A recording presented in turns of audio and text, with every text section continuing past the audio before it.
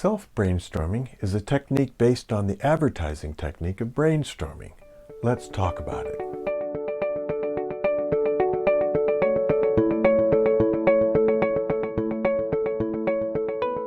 Brainstorming is a term coined by advertising executive Alex F. Osborne.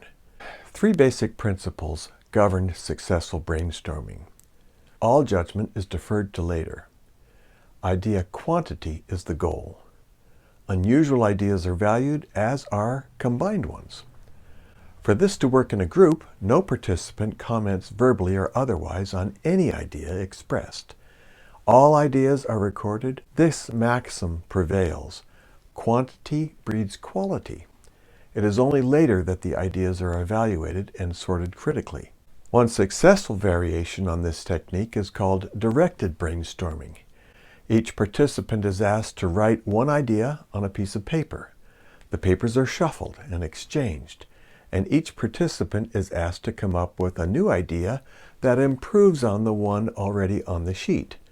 Participants again swap pages and add improvements for another few rounds. We'll look at these techniques and see how they apply to generating corporate identity concepts by oneself. Left brain, right brain. It is a popular notion that the two hemispheres of the human brain have divergent capabilities and inclinations, in addition to controlling opposite sides of the body. Generally speaking, the left side is credited with being the analytical, verbal, linguistic, and logical side of the brain. The right side is thought to be the spatial, visual, creative side. Typically, the belief is that both sides can't work on their respective specialties at the same time.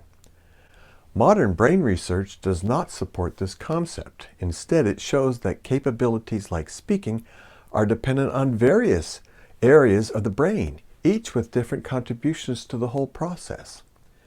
It also shows that most processes are not exclusively left brain or right brain functions. While the pop wisdom about left brain, right brain isn't completely true, the idea that different parts of our brains do different things is validated. With that caveat in mind, and still using the model of the right side of the brain being the creative side, we might suppose that conceptualizing and designing corporate identities should be largely a right brain activity, right? Wrong. Why would we think that half a brain could do a better job than a whole brain? Is there any way to get multiple parts of our brain working together synergistically? Yes. We began this section of lessons by talking about three different kinds of identity components: logos, monograms, and word marks. Then we spoke about four different kinds of identity concepts: corporate activity, corporate ideals, corporate name, and abstract. If you visualize the four kinds of identity concepts as an outer ring of a wheel that can revolve around an inner circle that contains the three kinds of identity components, you can see that this wheel will help you generate more ideas. Each identity component can work in any of the four identity concepts. Since signatures have no concept at all other than font choice, they don't show up in the inner circle, but are still needed to accompany a logo or a monogram. You should try to have at least one or two of the following combinations: corporate activity logos, corporate activity monograms, corporate activity word marks, corporate ideals logos, corporate ideals monograms, corporate ideals word marks, corporate name logos, corporate name monograms, corporate name word marks, abstract logos, abstract monograms, abstract word marks. As you consider each idea, write it down. Draw a quick thumbnail to record it, every idea, not just the good ones. By considering each of the four different kinds of concepts, you're getting the left side of your brain to collaborate or jumpstart the right side. Later, every thumbnail or sketch can also help pollinate new ideas. Rather than the left brain getting in the way of the right brain, one side can act as a catalyst for the other. Instead of stifling creativity, this approach can promote it. Correctly practiced, this kind of conceptualizing can put any designer in a position of working from a wealth of good concepts, instead of trying to come up with a single good idea. The designer might have to decide Which of the good ones is the best? That's where we all want to be. Working the technique. Be sure to take notes when interviewing your client. Single words or phrases can be crucial. After reviewing your interview notes, ask yourself the same questions. Don't be content only with the client's answers. An experienced set of outside eyes may see things that the client may not. So when you ask yourself the following questions, see if you can come up with more accurate and useful answers. What is this company's activity? Specifically, what does it do? What is the essence of the business? What objects or images can relate to this company's products or services? What niche, quality, speed, or price makes this company different from competitors? Ask yourself all the questions you ask the client and put your answers, if different, in a different color in the margins of your client notes. Compare them. Try to articulate why you had answers that vary from the client's. Note those things too. Some of the answers may lend themselves to more than one conceptual approaches. For instance, something might be interpreted as the company's activity or the company's ideals. It doesn't really matter which slot it gets categorized in. What matters is that the concept was generated and it became a tangible idea. Make written lists of objects that can represent or be associated with the corporate activity. Make initial sketches of those objects. Then take it a step further. Think how these concepts might be shown in a less than literal way. Some designers tend to be too realistic in producing an image. Logos are not illustrations and certainly not clip art. Back off. Instead of being confined by literal likeness, try to merely suggest the object in question. Many of the best corporate identities have this less than literal quality, and the majority of brand redesigns that are improved are simplifications of previous images. Less is more. Next, consider ideals that the client might legitimately aspire to, or conversely, which qualities or ideals might be antithetical to the client's image. After determining the top 5 company ideals, think of ways to represent them. What symbols might you use?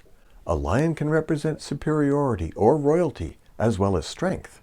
A flower can represent love, freshness, growth. Lines slanting to the right or arrows can mean forward motion and speed. And a tree can represent wilderness, shelter, or life. Arrows can signify speed or motion. Stars, eagles, and crowns are all images that communicate ideals. There are thousands of possibilities. Is there a way to visualize the company name, perhaps with a mascot? Many company names are family names of the founder, but often those surnames have meanings that could be visually represented. Sometimes the logo can show how to pronounce the company name, such as the Bear profile logo for Bear Paint. Always look up a company name in the biggest dictionary possible, or an online dictionary that will define non-English words as well. Wikipedia has entries on a surprising range of words in family names.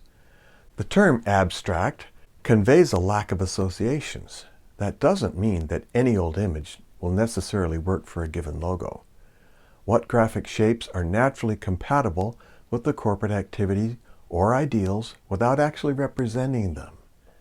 The Chevrolet logo doesn't look like a car, but it has been a very effective abstract logo for more than a century.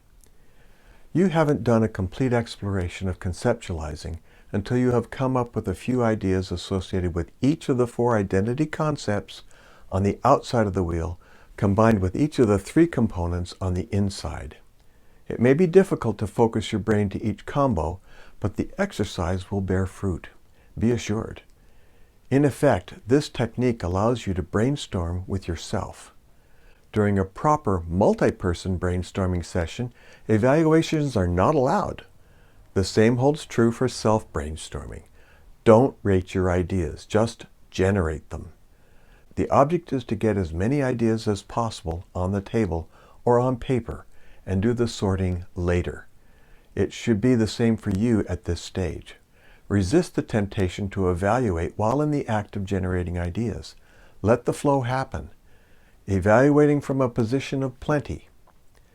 With a basket full of ideas, the designer can turn off the idea stream and put on a different hat. Now each idea can be examined. If a single concept seems inadequate, see if two concepts can be merged as long as the concepts are compatible. Even those ideas that may look useless, overused, or trite, in combination with some other element, may become a truly remarkable design. With some practice, this technique will produce several good ideas from which the very best can be selected. Conversely, designers who stop at one or two ideas cannot afford to evaluate them too closely because they have not developed the ability to generate ideas on demand. But when generating ideas no longer is a major hurdle, attention can be directed to developing the greatest ones instead of the merely adequate ones. 2 warnings. 1. Don't conceptualize on the computer. Use a pencil for quick sketching. 2. Later, when combining and refining ideas, don't draw lines, but solid shapes. This will be understood better after we discuss the 7 deadly sins of logo design, and that section is coming up next. For more information, go to logodesigntheory.com. If you found this helpful, be sure to like this video, subscribe, and share this with anyone who needs to know more about logo design.